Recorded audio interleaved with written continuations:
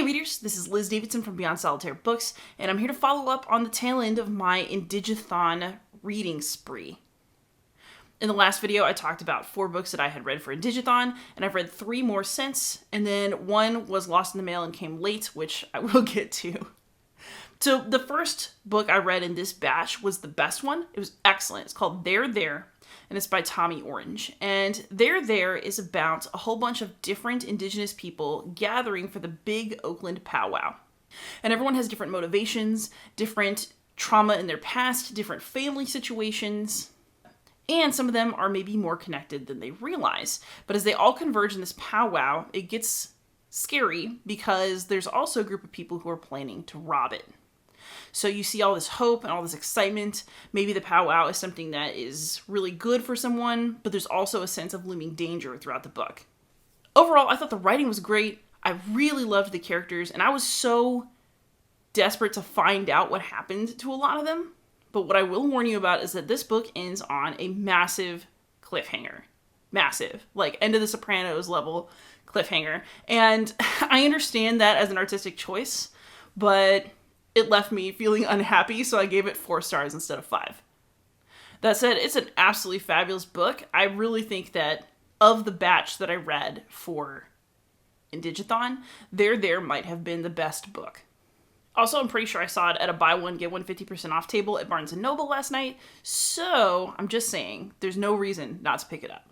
The second book that I read for Indigathon is the one that left me with the most mixed feelings, and that was The Bone People by Keri Hulme. The Bone People is actually about a Maori woman, or a woman of mixed heritage, who meets a Maori man who has adopted a white child that washed up on the shore under mysterious circumstances. And together they form a messed up but deeply felt relationship, and a lot happens over the course of the book. So there are 2 things that I felt really ambivalent to negative about with this book. So first of all, I'll say, there are moments where the writing in this is entrancing, and I really thought that it pushes literature in interesting ways. I've never really read a book quite like this one. I would be open to reading another. And I think for some people, this is their absolute favorite book, and they reread it multiple times. So it's one of those books that just engenders mixed reactions. But for me, the writing style is sometimes a little bit much. It's a really weird mix of prose and strange thoughts from the main character and poems that are inserted, and that's not something that I necessarily dislike. If y'all recall from my last video, I actually quite like Split Tooth by Tanya Tagaq. But with this one, it got to the point where it was a little bit distracting, and it obscured what was happening in ways that I didn't always like. I actually ended up reading into the history of the book, and I found that, in fact, many publishers rejected this book because they also felt that it needed an edit, and the author didn't want to change it. So an independent small publisher brought this book to print, and then of course it went on to win a Booker Prize. So basically, some people love it the way it is, and others find the writing style a little too dense. Either way, I definitely don't regret the time I spent reading it. I will say, however, that beyond the writing style, there are aspects of the plot that I find very problematic, and massive trigger warning, child abuse. So throughout the book, the child, who doesn't speak and is just generally a really difficult person to deal with, is beaten by his adoptive father. And that's something that Carowin, the female lead character, feels that she can help control when they all enter into a weird familial relationship together. But of course she can't, and things get really horrible. And for me, I mean, spoiler alert, if you don't want a spoiler, just stop watching now. But the father figure, Simon, in the story, beats the kid so bad that he loses hearing, and then somehow he has this huge redemptive ending where maybe there's a chance that everything will be okay at the end between them all, and I just can't. Like, for me, that was not an acceptable ending to that story, just because I felt like it made it seem like abuse at that level was way more forgivable than it is.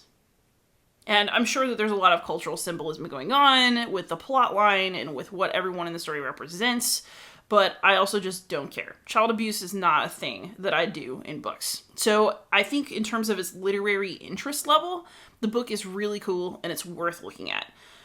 I don't completely feel comfortable saying that it's a great book because of what it contains.